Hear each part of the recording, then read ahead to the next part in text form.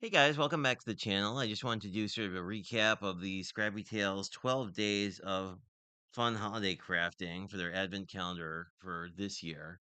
We did this in early November, so if you want to see a breakdown of every single day, that is certainly on the channel. But I just wanted to do sort of a roundup and my final thoughts, just to sort of show you this, because I think it is almost all sold out at this point, but there may be a couple left. Anyway, so we'll talk about the price, the packaging, how it all works out. So the calendar itself, when I bought it, was $130.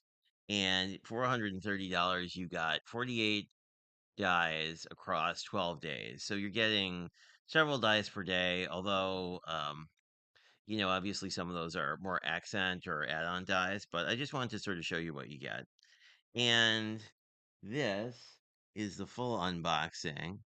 There is one die missing, which is a small one of the circle here, and it got somewhere in my stash. And for the bell, I thought I'd bring in the bell just to show you how the card itself looks. Um, so you get 10 primary dies. That would be the little circle, the big circle, the little teardrop, the big teardrop, the snowman, the tree, and of course the icicle. The icicle is the single biggest one. This would pretty much fill most of a slimline, and according to my board, this is about 8 inches long, so that you can kind of get a sense. And each of these primary ornaments has both the decorative die that'll do sort of this top piece, and then it has a non-decorative die that'll do the honeycomb and put the score in the middle here.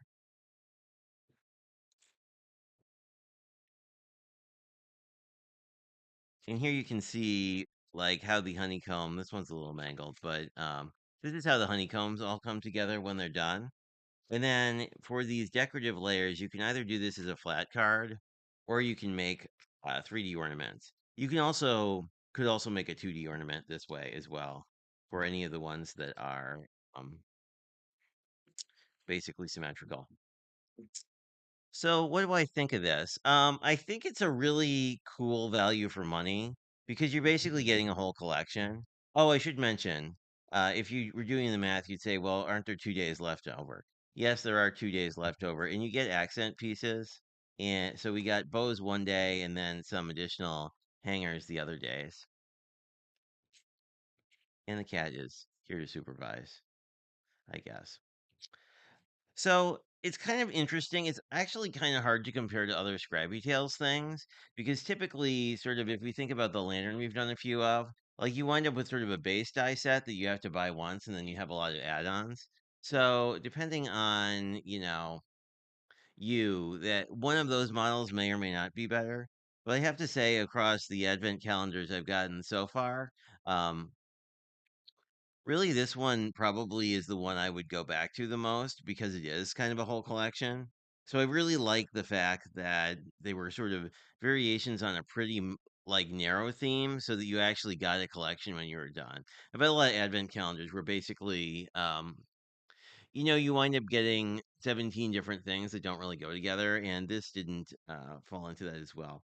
Also, if you watched any of the live streams, you probably got this already, but these are quite sturdy dies. They're very well made. Um, so yeah, I think that it was a good use of money. I think if you another calendar like this is kind of the Spellbinder Stitchmas, which is the one I kind of have been comparing it to throughout the uh opening, I guess, unboxing. It's not really an unboxing, I guess.